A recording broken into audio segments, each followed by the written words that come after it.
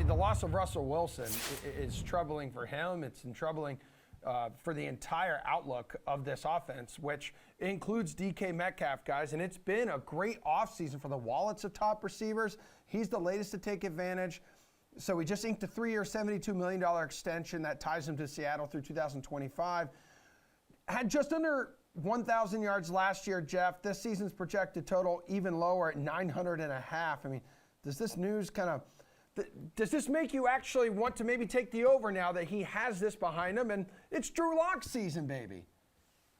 That sound, that metal scraping sound, and then the clunk, that's the sound of the trap being closed on you when you bet the over on the DK Metcalf 900-yard prop.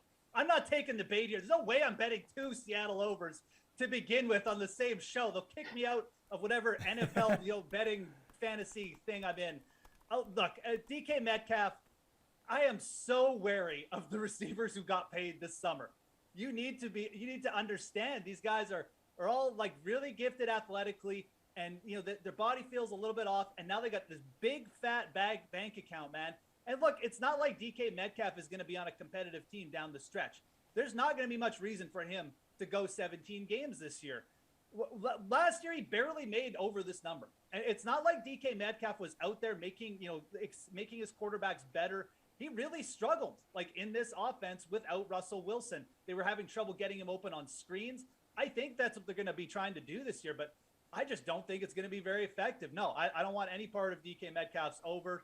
Obviously, he could hit this if he does stay on the field for 17 games just through volume, but I don't want any part of it. I fear taking any part of the Seahawks passing offense this year with Drew Lock and Geno there. Yeah, Pierce, I'm concerned this could be one of the worst offenses in the league.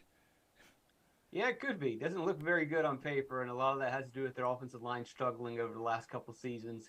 They did draft a first-round pick at the line spot, but usually it takes those rookies a little while to get going, so I don't expect an immediate improvement there. And then the other concern is quarterback. It looks like Geno right now is the guy coming out of camp, but we'll have to wait and see. Yeah, it's going to be hard with the quarterback play to take the over on a Seattle wide receiver. Also, we know that Pete Carroll likes to run the ball. He wants to feed the ball to Marshawn Lynch and have the Legion of Boom win games for him. Well, he doesn't really have the Legion of Boom. He doesn't have Marshawn Lynch. There's a good chance that this defense doesn't improve. They're anticipating a better defense this season, but if they are what they are, then they could easily be playing from behind.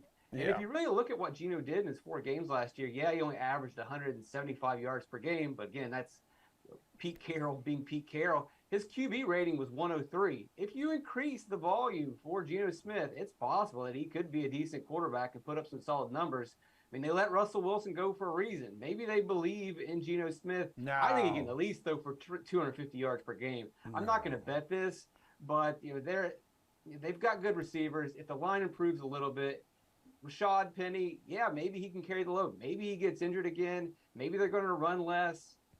But if they're definitely playing from behind, they're going to pass more. So there is a chance to take the over here, but I'm with Jeff. I'm not taking 2 overs on Seattle right now. I mean, in the 4 games, Jeff, that Geno Smith started last season, Seattle scored 17, 20, 10, and 31 points. And that best outing of 31 points, that came against the Jaguars. So with the change at quarterback, I mean, you kind of have mentioned already, we're going back to Rashad Penny here. I think the Seahawks have made it clear, a clear change to focus on running the football. Oh, absolutely. They're going to run the football, man. I mean, that's the whole reason they are where they are. I mean, Russ Wilson asked for a more pass-happy offense, for more responsibility. They didn't give it to him.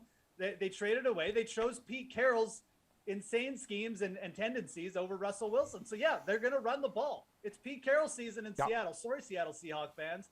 And that's why that's why Pierce and I are so bullish on Rashad Penny. We know what's coming. We saw Chris Carson get the work, get those just every single first and second down. They will just run the ball, even if it's 3 yards. The volume's going to pile up. So I'm very wary on even Tyler Lockett, who I think is a receiver who can make quarterbacks better. It's still going to be really thin for him this year with Drew Lock and Geno Smith back there.